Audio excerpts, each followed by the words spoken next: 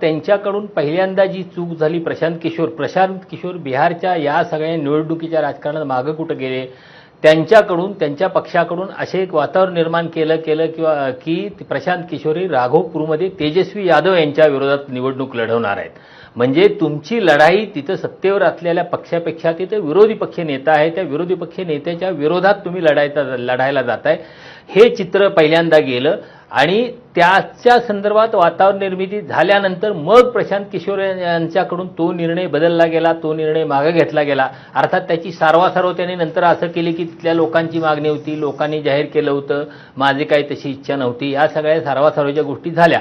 पण तिथं तेजस्वी यादव यांच्या विरोधात निवडणूक लढवण्यासंदर्भात उभं केलेलं चित्र, तिथून त्यानंतर घेतलेली माघार, या सगळ्यामुळे प्रशांत किशोर यांचं गांभीर्य जे त्या निवडणुकीतलं होतं, बिहारच्या निवडणुकीतले गांभीर्य कमी झालं.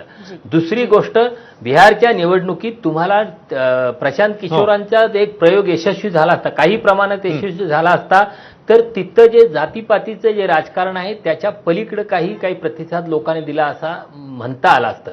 कारण आपण किंवा एकूणच मानलं असं जातं की तिथं जातीपातीचं राजकारण चालतं आणि प्रशांत किशोर अशी कुठलीही एक मोठी जात पाठीमागे नसताना, निर्णायक मतपेढी नसताना तिथं परिवर्तनाचं राजकारण आणू पाहत होते, पण त्यांना प्रतिसाद मिळालेला नाही, ही वस्तुस्थिती आहे. अर्थात त्यांना बिहारच्या लोकांनी गांभीर्यानं घेतलं नाही, हे त्या पाठीमागचं प्रमुख कारण आहे. दुसरं त्यातलं महत्वाचं गोष्ट असं की जिथं दोन आघाड्यांच्या मध्ये अटीतटीची लढत आहे असं चित्र निर्माण होतं, त्यावेळी तिसरा जो घटक असतो त्या तिसरा घटक बाजूला की प्रशांत किशोर यांच्यावरती अवलंबून होतं.